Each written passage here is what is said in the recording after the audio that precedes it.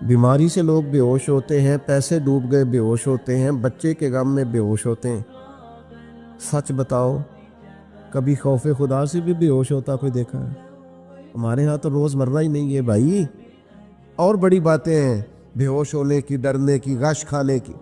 بے ہوش ہو کے گر پڑا، بوڑھے باپ کو کسی نے بتایا بچہ بے ہوش پڑا ہے، اٹھا کے گھر لائے، گھر لا کے کہا بیٹا کیا ہوا؟ نوجوان ہے، چڑھتی جوانی ہے، پر پاکیزہ بڑی ہے۔ کہنے لگا ابا جی گناہ کی طرف چلا گیا تھا، پر میں نے آیت سن لی جو اللہ کے سامنے کھڑے ہونے سے ڈرے گا رب 2 جنتیں دے گا۔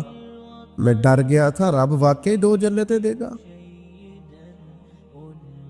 باپ رو پڑے، ابا جی کی آنکھوں میں آنسو آئے اور کہا پتر اللہ بڑا مہربان ہے، اس کے وعدے سچے ہیں، واقعی 2 جنتیں دے گا۔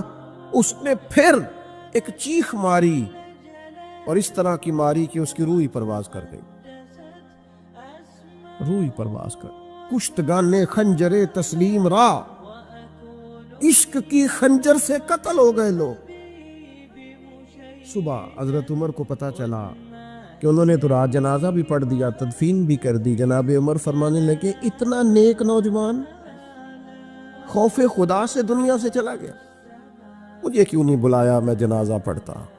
فاروق اعظم فرما رہے ہیں میرا شوق تھا میں اس کا جنازہ پڑھتا۔ کہ حضور آپ کو تکلیف نہیں دی؟ فرمایا بتاؤ قبر کہاں ہے؟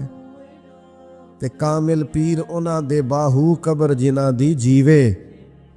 حضرت فاروق اعظم قبر پہ تشریف لے گئے اور کھڑے ہو کے فرمانے لگے نوجوان مجھے امید ہے میرے رب نے تجھے 2 جنتیں دی ہوں گی۔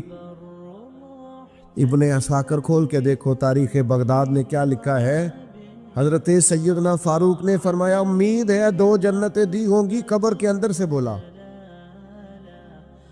کامل پیرونا دے باہو قبر جنا دی جیوے، قبر کے اندر سے بولا۔ کہنے لگا حضور امید والی بات نہیں، رب کے وعدے سچے ہیں، اس نے واقعی مجھے 2 جنتیں عطا فرمائی، 2 جنتیں دی ہیں، میں نے اپنے مالک کو راضی پایا۔